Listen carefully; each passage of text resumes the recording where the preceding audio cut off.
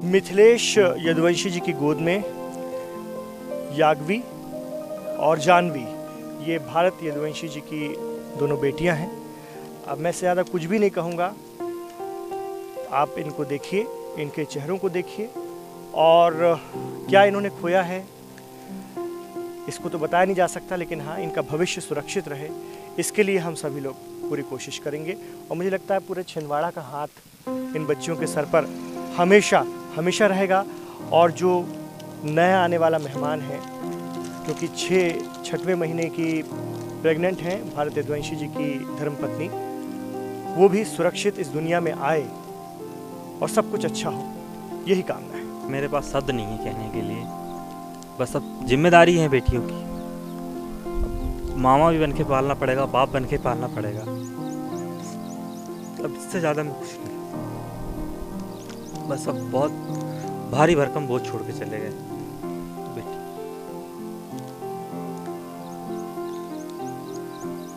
रोज अपने पापा से वीडियो कॉल पे बात करती थी, 2-3 दिन से परेशान कर रहे कि पापा से बात करवा दो, बात करवा दो।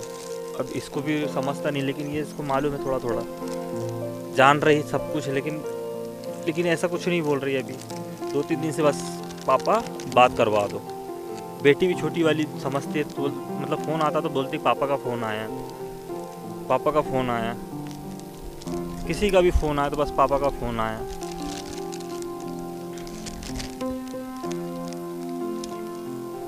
बस अब यही है सब, क्या कह सकते हैं।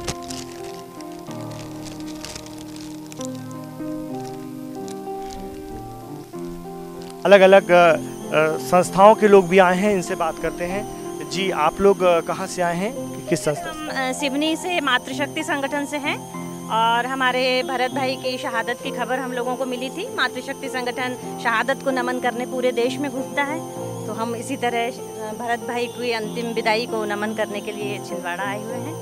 और आपके आंगन की, शहीद के आंगन की मिट्टी हम लोग अपने साथ ले जाते हैं, जिससे हम एक शौर्य कलश की स्थापना सिवनी में कराएंगे, जो भारत देश का पहला शौर्य कलश होगा। हमारी संस्था देश के शहीद जवानों और सैनिकों के लिए काम करती है। हमें बड़े गर्व हो रहा है कि आज हमारे छिंदवाड़ा की माटी इस देश के काम आई। शहादत इस बच्चे की पूरा विश्व याद रखेगा, और छिंदवाड़ा में ये दूसरी शहादत है। हम प्रशासन से मांग करेंगे कि इस परिवार के साथ जो यथासंभव बच्चों की, उनकी पत्नी की, उनके परिवार की जो भी सहायता शासन कर पाए वह पूरी करें। इस परिवार ने एक बच्चे को खोया है, और हमारे ज़िले के लिए बड़ी ही गर्व की बात है कि यह मिट्टी, छिंदवाड़ा की मिट्टी भारत की भूमि के लिए काम आई है। हम लोगों के लिए बड़ा गर्व है, साथ ही एक दुख है, क्योंकि जो हमारी बहन है, छोटी बहन उर्मिला जी, वो आज से उनका 6वां महीना शुरू हो रहा है, और आप सभी समझ सकते हैं कि ये कितना पीड़ादायी है। उनकी 2 छोटी छोटी सी बेटियां हैं, माँ का दर्द, पिता का दर्द, एक भाई का दर्द, हमारी सबकी भावनाएं उनके साथ जुड़ी है। और मेरा वो क्लासमेट था, हम साथ में पढ़े हैं, और इतना शांत था, उस शर्मिला स्वभाव का बंदा था वो, और साथ में इतना मतलब किसी से ज़्यादा बात नहीं, और अपने काम के प्रति वो सिंसियर था।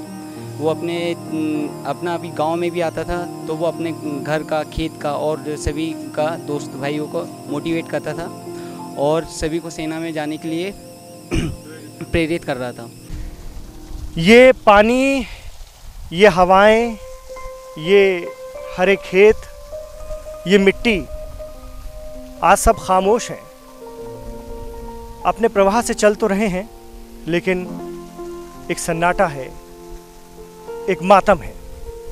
लेकिन इसी मिट्टी में वो राख मिलने जा रही है जिसने अजीम जामे शहादत हासिल की है।